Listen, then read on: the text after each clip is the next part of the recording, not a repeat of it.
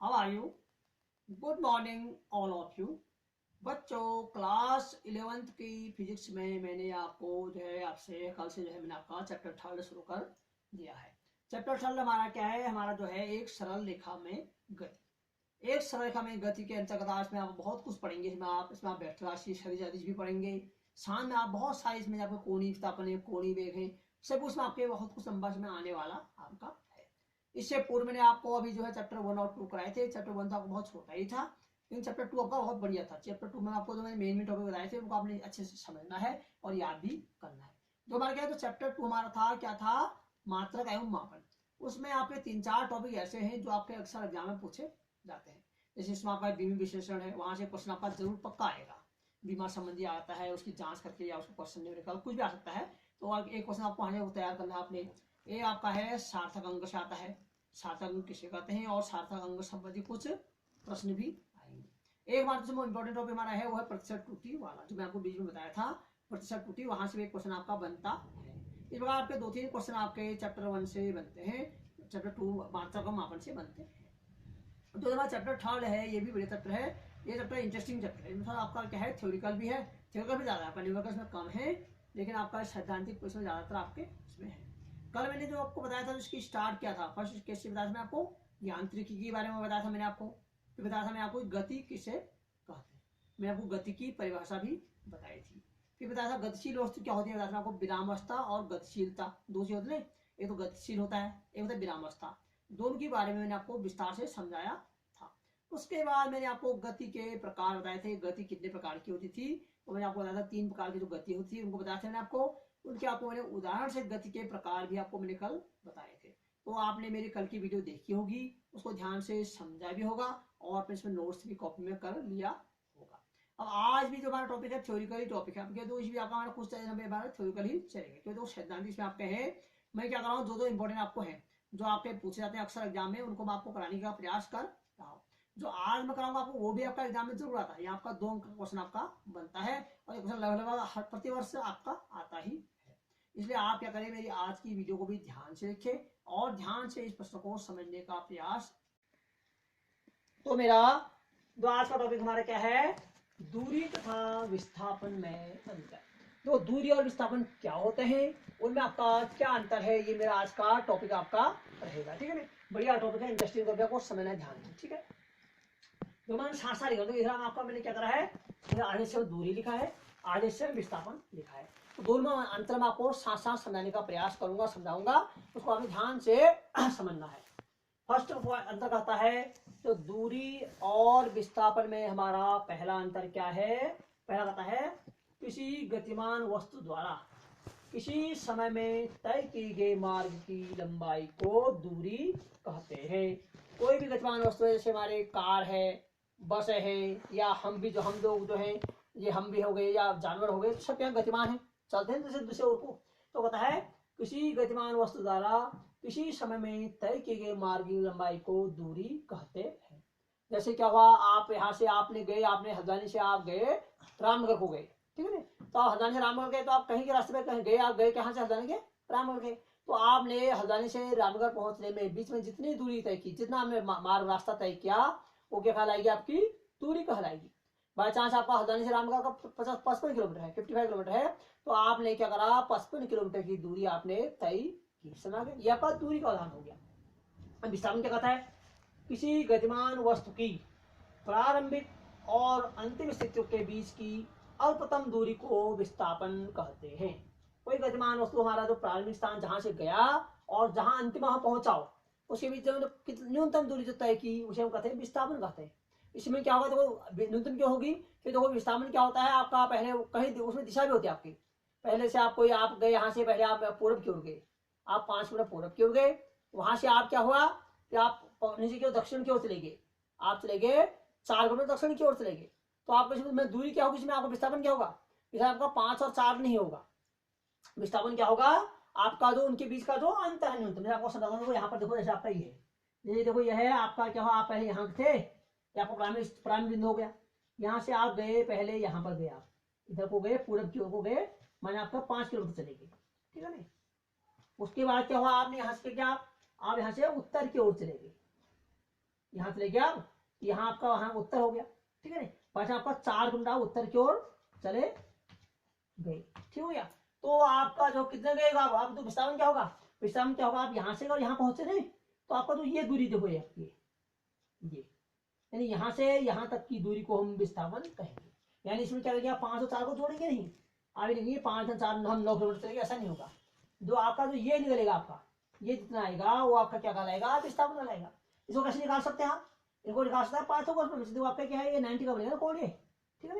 ये तो आपका पहले पूर्व को गए फिर उत्तर को गए तो 90 का कोण बन गया। तो आपका ये आधार हो गया, ये लंब हो गया। तो कर्ण का वर्ग क्या इससे निकालेंगे, जितना आपका निकलेगा वो आपका क्या हो जाएगा, विस्थापन हो जाएगा। समझ आ गया विस्थापन क्या हुआ, दूरी क्या हुई। जब हम यहाँ से गए, यहाँ से हम जाते रहे ऐसे गए फिर ऐसे गए ऐसे गए ऐसे गए ऐसे गए, बाद हम यहाँ पहुंचे, ठीक है ना। बाद हमारे हम यहाँ से चले गए 20 किलोमीटर चले गए, ठीक है। तो ये हमारी दूरी हो गई, यानी जहां से गए हम, जहां हम लास्ट में पहुंचे, ये आपकी दूरी हो गई। विस्थापन आपका ये अंतर है। विस्थापन क्या है आपका, जो आपकी क्या है, क्या कहता है देखो, प्रारंभिक स्थिति एवं अंतिम स्थिति। देखो आपकी प्रारंभिक स्थिति आपकी ये है, देखो ए मानते प्रारंभिक स्थिति, बी आपकी दूसरी स्थिति हो गई, सी आपकी अंतिम स्थिति हो गई। तो प्रारंभिक स्थिति और अंतिम स्थिति के बीच की अल्पतम दूरी, सबसे शॉर्टकट दूरी, कम से कम, उसे कहते हैं विस्थापन कहते हैं। समझ आ गया, ये आपका पॉइंट नंबर 1 हो गया। अब आते हैं दूसरे पॉइंट में, दूरी सदैव धनात्मक होती है। ये आपको याद रखना है, जो हमेशा दूरी होती है धन में ही होती है। क्यों होती है, हम हमेशा आगे को ही जाएंगे, जहां को जाएंगे सीधे जाएंगे ना आपको, तो हमारा हमेशा जब सीधे हाथ को जाते हैं क्या कहते हैं, उसको पॉजिटिव कहते हैं, धन से कहते हैं। जबकि इसलिए क्या था, दूरी सदैव धनात्मक होती है, ठीक है। समझ आ गया, कोई दिक्कत नहीं है। जैसे हम यहाँ से जगह रहे इधर को जा रहे हैं तो हमारा धन ही हो गया ना, कोई ऐसा हो गया। तो अब क्या होता है, विस्थापन धनात्मक ऋणात्मक या शून्य भी हो सकता है। ये इंपॉर्टेंट को समझना, आपको इसको समझाऊंगा आपको क्या होता है।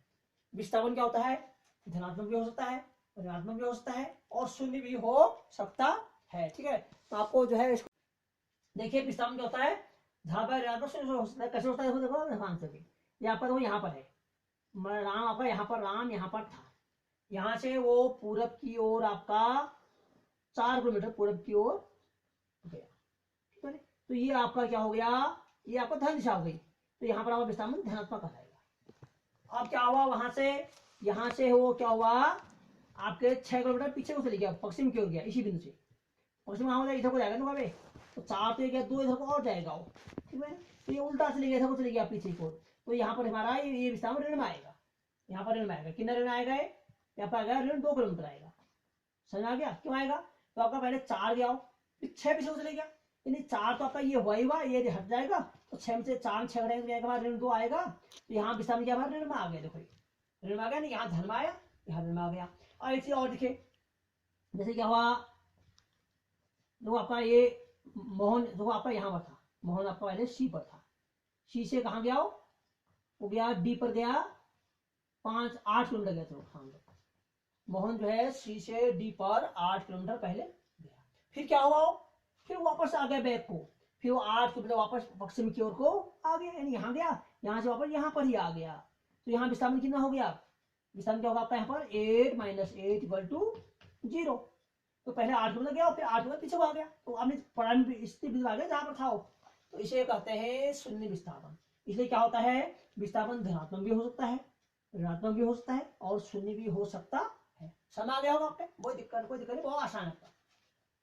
अब नंबर, अगर इसको हम दूरी के लगाते हैं, दूरी कहते हैं आप क्या होता है, दूरी क्या होगी इसकी 100 किलोमीटर हो जाती है। क्यों, क्या होगी, दूरी टूट जाती है, दूरी में नहीं आती है। पहले 8 यहाँ गया हो, फिर 8 को बचाया तो 8 से 8 100 हो जाता। इसी में अगर दूरी निकालते हैं आप, दूरी 100 किलोमीटर हो जाती है, विस्थापन 0 हो गया। अब आए पॉइंट नंबर 3, दूरी एक अदिश राशि है। दूरी क्या होती है, अदिश राशि होती है, अर्थात दूरी की कोई दिशा नहीं होती है। दूरी जिधर को जाएगी उधर किसी को भी जा सकते हो, कहीं भी जा सकती है। इधर दूरी क्या होती है, अदिश राशि होती है। तो क्या है, विस्थापन एक सदिश राशि है। विस्थापन की हमेशा दिशा होती है, चाहे वो पूर्व को जाए चाहे पश्चिम को जाए, वो बताएगा कि हाँ इधर को पूर्व को जा रहा है या पश्चिम को जा रहा है, उत्तर से जहां जा रहा है। इसलिए क्या होता है, विस्थापन एक सदिश राशि होती है, ठीक है। चौथा होता है, किसी दिए गए समय अंतराल में तय की गई दूरी मूल बिंदु के चयन पर निर्भर करती है। ध्यान से, वो क्या कहता है, कोई निश्चित समय अंतराल में जो तय की दूरी है, आपका यहाँ पर कोई जो है, जहां पर आपका रीना थी, रीना यहां से गई, कहाँ गई वो, किसी दिए गए बिंदु से तय की दूरी, तो मूल आपका मूल बिंदु, यहाँ पर मूल बिंदु हो गया। के चयन पर निर्भर करती है। यहाँ से चली गई वो यहाँ पहुंच गई देना, ये आपके यहाँ पर अभी आपकी थी, कहाँ थी है, ये आपकी रानीखेत से, रानीखेत अलबड़ा पहुंच गई समझ लो थोड़ी देर के लिए, ठीक है। तो क्या हुआ, तो यहाँ पर आपका यहाँ पहुंची ना, तो क्या कहता है दिए गए समय, कोई समानता आपका कितने घंटे पहुंची हो, मैं आपका 2-3 घंटे पहुंच गई, 3 घंटे में आपकी वो यहाँ से यहाँ पहुंच गई। तो किसी दिए गए समांतराल में तय की गई दूरी मूल, यहाँ आता है किसी दिए गए समांतराल में वस्तु का विस्थापन मूल बिंदु के चयन पर निर्भर नहीं करता। लेकिन विस्थापन आपका जो है मूल बिंदु निर्भर नहीं करता है। क्या आपका विस्थापन में क्या होगा, मैंने आपका ये पहले यहाँ था, यहाँ से यहाँ गया, फिर यहाँ से इधर दक्षिण की ओर चले गया, फिर पश्चिम की ओर चले गया, फिर ऐसे चले गया, ठीक है नहीं। तो इसलिए यहाँ पर इसका कोई वो संबंध नहीं है। तो इसमें हम खाली इतना देखेंगे दूरी इतनी की लास्ट में कितनी कितनी वाली विस्थापन में इतना देखेंगे कि यहाँ से यहाँ गया, यहाँ से यहाँ गया, वहाँ अंतिम जो देखो प्रारंभिक होगा अंतिम के बीच की वस्तु है उसको हम कहेंगे विस्थापन कहेंगे। यह केवल परिमाण व्यक्त करती है, जो आपकी दूरी होती है, दूरी से हम क्या परिमाण पता होगी, हम कहेंगे इतना किलोमीटर गया, वो 6 किलोमीटर गया या वो 10 किलोमीटर गया, लेकिन कहाँ गया पता नहीं है, किधर को गया ये पता नहीं है, क्या ली परिमाण बताएंगे इतना किलोमीटर गया। तो यह कहता है यह परिमाण तथा दिशा दोनों व्यक्त करती है। लेकिन जो आपकी सदिश राशि जो विस्थापन होता है आपका क्या होता है, उसे हमको परिमाण पता चलता है, दिशा भी पता चलता है, ठीक है, दोनों पता चलता है। कैसे देखिए जब विस्थापन कैसे देंगे, हम कहेंगे, हमने कहा काजल घर से पूर्व की ओर 10 किलोमीटर गई, ठीक है ना।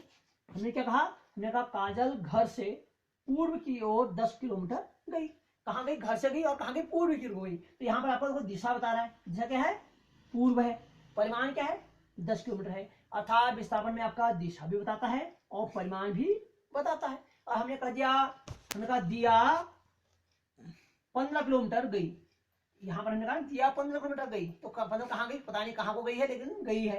तो ये यहाँ पर क्या बता रहा है, वो क्या परिमाण बता रहा है। और तो हम कहेंगे दिया जो बता रहे वो क्या हुआ, दूरी हो गया। और काजल गई है वो पूर्वी की ओर गई है और दक्षिण में गई है, तो वो आपका क्या हो गया, ये आपकी विस्थापन हो गया, ठीक है। तो यही सब दूरी और विस्थापन में अंतर है, अर्थात सिंपल सा क्या है कि दूरी आपकी अदिश राशि है, विस्थापन आपकी सदिश राशि है। ये आपका मुख्य में आपका ये इसकी पहचान हो गई है, ठीक है। तो हमारा आज का टॉपिक था जो दूरी विस्थापन था, ये आपका इंपॉर्टेंट टॉपिक है, आपका 2 या 3 अंक यहाँ से आता है। मैंने आपको इसको उदाहरण से समझाने का प्रयास किया है, इसको आप ध्यान से